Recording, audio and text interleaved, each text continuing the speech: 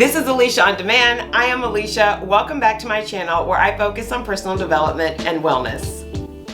What motivates you? Is it a particular song, a playlist, a memory, a speech, or your own competitive drive? Are you motivated by external inspirations, videos, quotes, movies, praise? Does money get you moving? The possibility of fame? Or is it vanity? What makes you get up an hour early to work out before work, day after day, week after week? What makes you study for a degree or take classes after a long day's work? Take on a DIY home improvement project or enter a race. Years ago, I was driven to volunteer in several community events. I reviewed grants, served food, sat on committees, organized packet pickups, and passed out popsicles at the end of a race. I handed out pamphlets and even stood at events cheering other people on. And then I wanted something more. I started to sign up for races and competitions, and I'm not a runner, and I didn't plan to become a runner. It was the process of training and showing up and finishing that I was attracted to. One year, I decided I was going to do some test of physical fitness every month. I entered countless races, did a few obstacle courses, and the big finale of climbing the Willis Tower for Skyrise Chicago.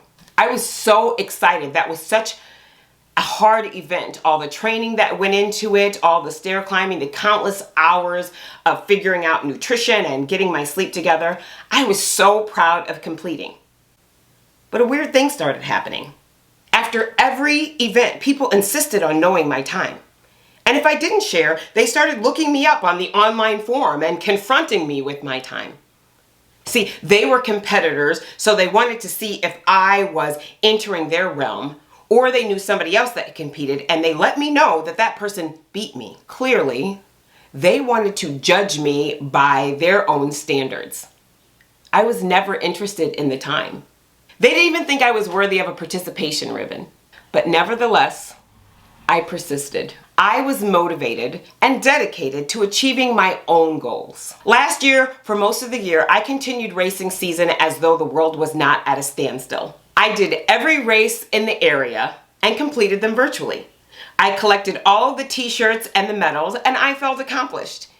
It's actually kind of what kept me going a lot of the time. Then, late last year, I lost my drive.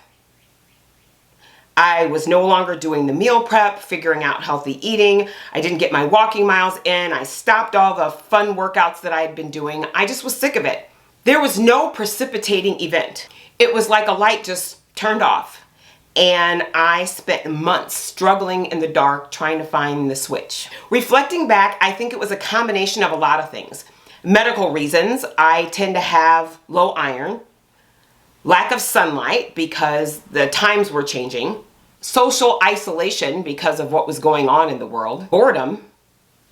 And anxiety related to the unknown. Everything was just kind of up in the air. After I was able to identify some of those reasons, I've been able to break down some of those barriers and get back on track. As I explore the key to motivation, I started to wonder if there's a way to bottle it up or to set it aside somewhere and tap into it when mine is waning. I also wondered if there's a way for me to find that motivation and to gift it to others who don't have any, so that they are inspired as well. This is something that I'm going to continue to work on, and I will definitely keep you updated. Again, I am all about information sharing and about going through these journeys and learning together. But for now, I am encouraging you to take the 5 steps that I'm outlining. Number 1, check for medical reasoning. Is something going on with you? Do you feel different physically?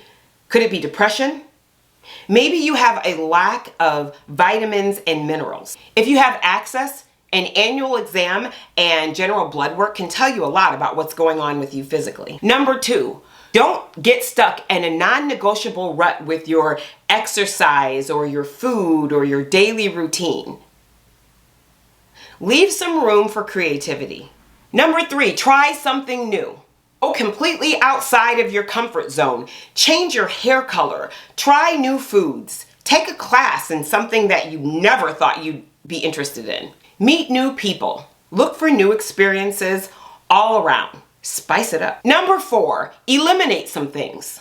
Sensory overload can cause you to short circuit. Minimize some of the distractions around you. And though this may sound a little bit unconventional, it's okay to quit.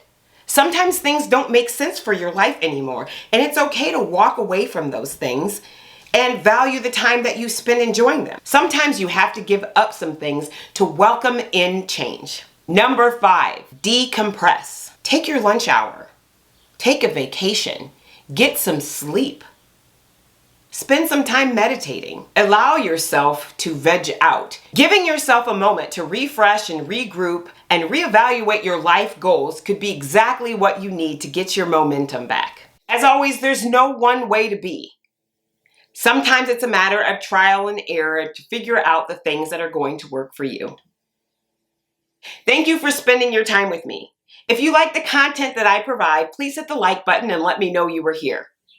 Hit subscribe and click on that notification bell so you can be alerted the next time I upload.